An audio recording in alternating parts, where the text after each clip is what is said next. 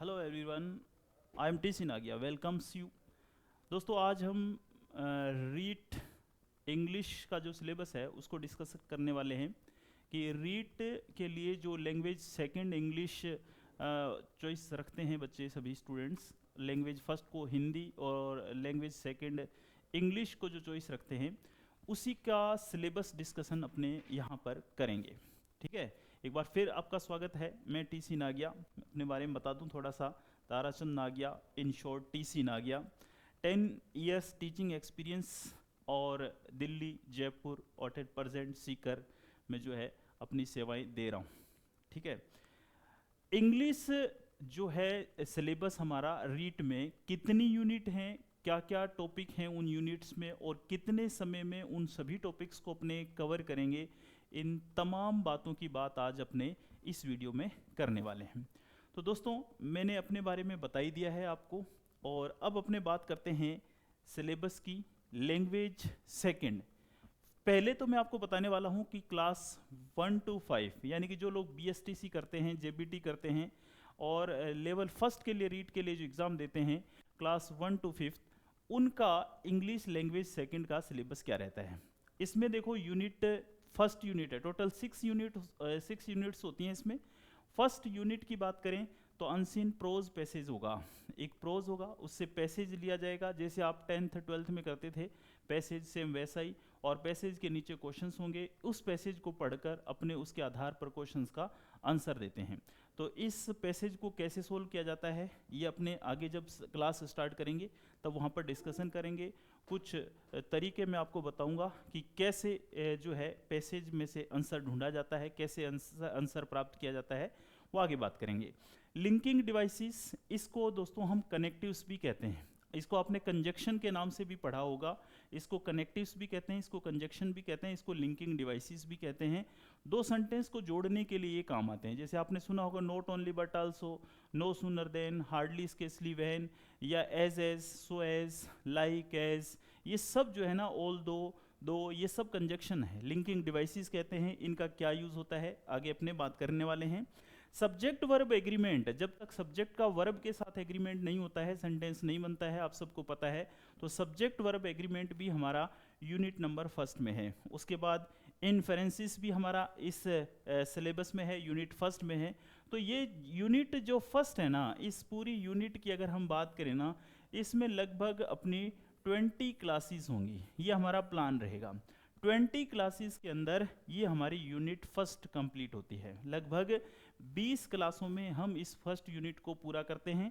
और जब first unit को पूरा करते हैं तो हम इसमें पिछली शिक्षक भर्ती परीक्षा में, चाहे वो किसी भी स्टेट की हो, कौन कौन से क्वेश्चन पूछे गए हैं सभी क्वेश्चन के डिस्कशन करेंगे। प्रीवियस सारे क्वेश्चन को लेके आएंगे और ये जितने टॉपिक आपको दिखाई दे रहे हैं ये सब पूरे सीरियसली, पूरे डीपली पढ़ेंगे और पिछली भर्ती परीक्षाओं के इनसे संबंधित सारे क्वेश्चन अपन लोग करेंगे। ये तो हुई यूनिट फर्स्ट। यूनिट सेकंड की बात करें तो इसमें एक अनसीन पोइम होगी और वहाँ से पैसेज होगा, वहाँ से क्वेश्चन पूछा जाएगा। कहीं से भी किसी भी राइटर की कोई भी पोइम उठाई जाएगी और उस पोइम में से क्वेश्चन पूछे जाएंगे। जैसे पैसेज से क्वेश्चन पूछे जाते हैं वैसे ही पोइम से क्वेश्चन पूछे जाएंगे। और आइडेंटिफिकेशन होगा उस पोइम में से किसका, एलिट्रेशन का, कि एलिट्रेशन क्या है। जैसे कोई सेंटेंस दे दिया जाएगा और पूछा जाएगा ये एलिट्रेशन है कि ये सिमिली है कि मेटाफर है या पर्सोनिफिकेशन है या एजोनेंस है या राइम है, अपने को ढूंढना होगा। अब आप ढूंढोगे कैसे, जब आपको एलिट्रेशन क्या होता है ये पता होगा, जब आपको पता होगा सिमिली क्या है, जब आपको पता होगा मेटाफर क्या है, जब आपको पता होगा पर्सोनिफिकेशन क्या है, एजोनेंस क्या है, राइम क्या है। इन सब के बारे में पहले आपको पढ़ाया जाएगा, उसके बाद आप आराम से बता सकते हो।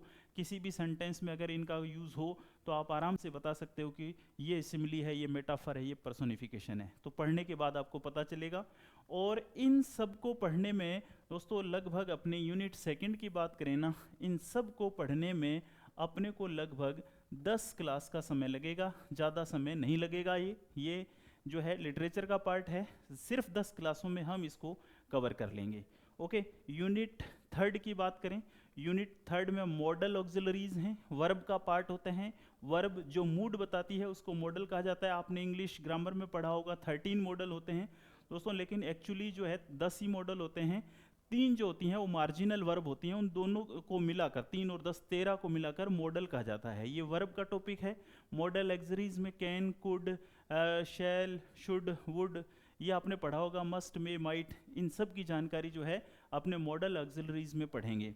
फ्रेजल वर्ब्स होंगी, कुछ इडियम्स होंगी, और लिटरेरी टर्म्स हैं जैसे elegy, sonnet, short story, drama. ये क्या होता है? एलिजी मतलब शोक गीत, ये पोइट के द्वारा यूज़ किया जाता था किसी खास दोस्त के डेथ पर गाया जाने वाला गीत, या किसी खास जानकार के डेथ पर, या फिर किसी अननोन पर्सन की डेथ पर भी गाया जाने वाला जो गीत होता है उसको एलिजी कहा जाता है।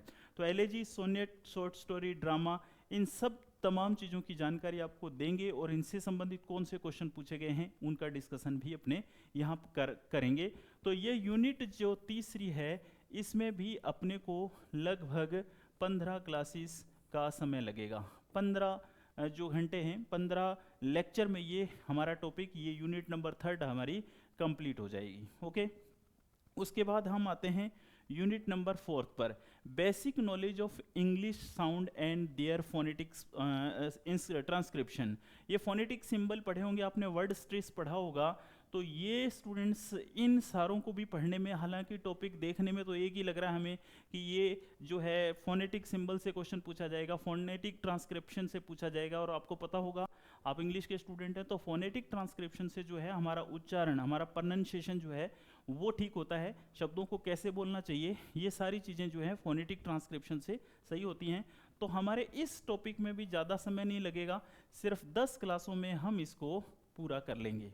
ओके स्टूडेंट्स, यूनिट नंबर 5 की बात करते हैं। थोड़ी सी बड़ी दिखाई दे रही है यूनिट भले ही, लेकिन इसमें ज़्यादा कुछ समझने वाला है नहीं, और हर चीज़ को बारीकी से आपको समझाया जाएगा। फिर कह रहा हूँ कि पिछली शिक्षक भर्ती परीक्षा में जितने भी क्वेश्चन हैं उन सब की अपने डिस्कशन भी करेंगे। तो यहाँ पर प्रिंसिपल ऑफ टीचिंग इंग्लिश, कि इंग्लिश पढ़ाने के सिद्धांत क्या हैं, कौन कौन से सिद्धांत हैं इंग्लिश पढ़ाने के, वहाँ पर इस चीज़ की बात होगी। कम्युनिकेटिव अप्रोच की बात होगी। अप्रोच और मेथड होते हैं किसी भी लैंग्वेज को सीखने के, अप्रोच और मेथड, पढ़ाने और पढ़ने के कुछ मेथड हैं, कुछ अप्रोचेज हैं, उनकी डिस्कशन यहाँ पर होगी। उन्हीं में एक कम्युनिकेटिव अप्रोच है इंग्लिश लैंग्वेज टीचिंग की। और दूसरा है चैलेंज ऑफ टीचिंग इंग्लिश, क्या चुनौतियाँ हैं इंग्लिश टीचिंग की, एक इंग्लिश पढ़ाने वाले टीचर के सामने क्या चैलेंजेस होते हैं, उन सब की बात इस टॉपिक के अंदर होगी। और उसके बाद है दोस्तों कि ये लैंग्वेज की जो डिफ़िकल्टीज़ हैं, जो एरर्स हैं, डिसऑर्डर्स हैं, इन सब की बात इस टॉपिक में होगी। ये यूनिट नंबर 5 जो है हमारी दोस्तों, यहाँ पर अपने को लगभग 20 लेक्चर्स में इसको कंप्लीट करना होगा, लगभग 20 लेक्चर में इसको अपने कंप्लीट करेंगे। और फिर आती है last unit, unit number 6। Unit number 6 जो है, इसमें मेथड ऑफ एवोल्यूशन, मूल्यांकन के तरीके क्या हैं। यहाँ पर टीचिंग मेथड पढ़ेंगे, आपने ग्रामर ट्रांसलेशन मेथड पढ़ा होगा, आपने डायरेक्ट मेथड सुना होगा, आपने डॉक्टर वेस्ट का मेथड सुना होगा, बाइलिंगुअल मेथड सुना होगा, ऑडियो मेथड, ऑडियोलिंगुअल मेथड सुना होगा इंग्लिश में। वो सभी मेथड जो है ना यहाँ पर बात करेंगे। रेमेडियल टीचिंग की भी बात करेंगे। तो यहाँ पर भी लगभग अपने को 15 से 20 क्लासेस का समय लगता है। समय इतना क्यों लगता है, कि इतने 15 से 20 लेक्चर क्यों लगते हैं, क्योंकि हम टॉपिक को बारीक से पढ़ेंगे, और किस स्टेट में कब कौन सा शिक्षक भर्ती परीक्षा में यहाँ से क्वेश्चन पूछा गया। रीट की तो जितने भी पुराने पेपर हैं सबके क्वेश्चन की बात करेंगे ही, लेकिन अदर स्टेट के भी कितनी भी परीक्षाएं हुई हैं जो शिक्षक भर्ती की, उनमें इस टॉपिक से कौन कौन से क्वेश्चन आए सबका डिस्कशन अपने करेंगे। तो मैं राउंड फिगर में आपको बता दूं, लगभग अपनी 100 क्लासेस में जो है ना, ये 100 लेक्चर में ये पूरा क्लास 1 to 5 जो है रीट का इंग्लिश का सिलेबस हम लोग कवर करेंगे। तो ये तो हुई तो क्लास 1 to 5 की बात। अब मैं क्लास 6 to 8 यानी कि सेकंड लेवल की बात करूंगा। सेकंड लेवल में इंग्लिश लैंग्वेज जो है, सेकंड लैंग्वेज चुनते हैं बच्चे, स्टूडेंट्स जो चुनते हैं, उसमें क्या टॉपिक हैं, क्या सिलेबस है, उसकी बात करते हैं। तो देखिए दोस्तों, लैंग्वेज सेकंड क्लास 6 to 8, ये बीएड जो करते हैं स्टूडेंट, उनको जो है 6 to 8 का फॉर्म भरवाया जाता है। तो वहाँ पर इंग्लिश लैंग्वेज सेकंड में क्या क्या टॉपिक हैं, कितनी यूनिट हैं, इसकी बात करेंगे। तो यहाँ पर भी मैं आपको बता दूं, टोटल 6 यूनिट हैं यहाँ पर भी। और यूनिट 1 में वही अनसीन प्रोस पैसेज, जैसा कि पहले बताया मैंने वैसा ही है। और लिंकिंग डिवाइसेस, ये टॉपिक वहाँ पर भी है, यहाँ पर भी है। सब्जेक्ट वर्ब एग्रीमेंट और इन्फ्रेंसेस, ये यूनिट फर्स्ट लेवल फर्स्ट में भी थी, क्लास 1 to 5 में भी, और 6th में भी यही है। और लगभग 20 क्लास में इसको हम यहाँ पर कंप्लीट करते हैं। 20 लेक्चर होंगे और उसमें ये कंप्लीट हो जाएगा। इसी तरह सेकंड जो है सेम वैसा ही है, ये सेकंड यूनिट कि अनसीन पोइम होगी, इससे रिलेटेड क्वेश्चन होंगे, एलिट्रेशन को पहचानना अपने को, सिमिली को, मेटाफर को, पर्सोनिफिकेशन को, एसोनेंस को, राइम को। सेम वैसा ही है जैसे लेवल फर्स्ट में यूनिट थी, वैसी सेम सेकंड यूनिट इसकी ऐसी है। और फिर हम आगे बात करें तो model auxiliaries unit number third, इसमें भी सेम ऐसा ही है। और जैसे कि सेकंड यूनिट, इस यूनिट की अगर हम बात करें तो लगभग 10 क्लासों में ये पूरा हो जाता है, 10 लेक्चर में पूरा हो जाएगा, ज़्यादा लंबे समय नहीं लगेगा। इससे पहले का जो फर्स्ट यूनिट है उसमें 20 क्लासेस में कंप्लीट हो जाएगा।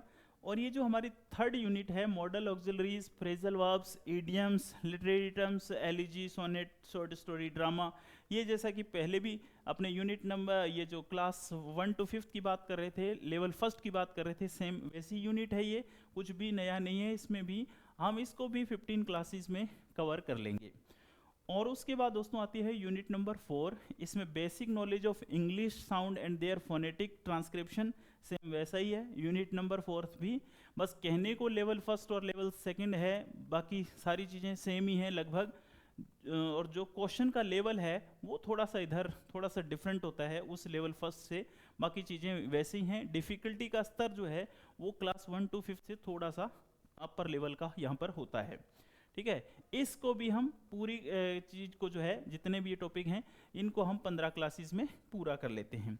उसके बाद आता है दोस्तों principle of teaching English, communicative approach to English language, teaching challenge of teaching English language, difficulties, errors and disorder, same वैसा ही जैसा कि क्लास 1 to 5 के लिए था। 20 क्लासेस में हम इसको भी पूरा कर लेते हैं। और उसके बाद आता है यूनिट नंबर 6, और यूनिट नंबर 6 में वही मेथड इवोल्यूशन ऑफ और मेथड ऑफ इवोल्यूशन, मूल्यांकन के तरीके क्या हैं, अप्रोच और मेथड में फ़र्क क्या है, ये सारी चीज़ें अपने यहाँ पढ़ेंगे। और रेमेडियल टीचिंग की भी बात करेंगे। लगभग यहाँ पर भी जो है 20 क्लासेस का समय रखता है। तो मैं आपको राउंड फिगर में बता दूं कि ये सारी की सारी यूनिट 6 तक कवर करने में हमें लगभग 100 लेक्चर का समय लगेगा। और 100 लेक्चर का जब आप समय दोगे इस इंग्लिश को, तो इंग्लिश लैंग्वेज सेकंड हो या फर्स्ट हो, किसी के भी आप स्टूडेंट हैं, तो आपके सारे डाउट जो है इसके साथ ही क्लियर हो जाएंगे। तो मिलते हैं अपने आगे की क्लासों में, जहाँ पर हम विस्तार से डीपली इन सभी टॉपिक के बारे में पढ़ेंगे और पिछली शिक्षक भर्ती परीक्षाओं में आए हुए क्वेश्चन की डिस्कशन करेंगे। नमस्कार दोस्तों।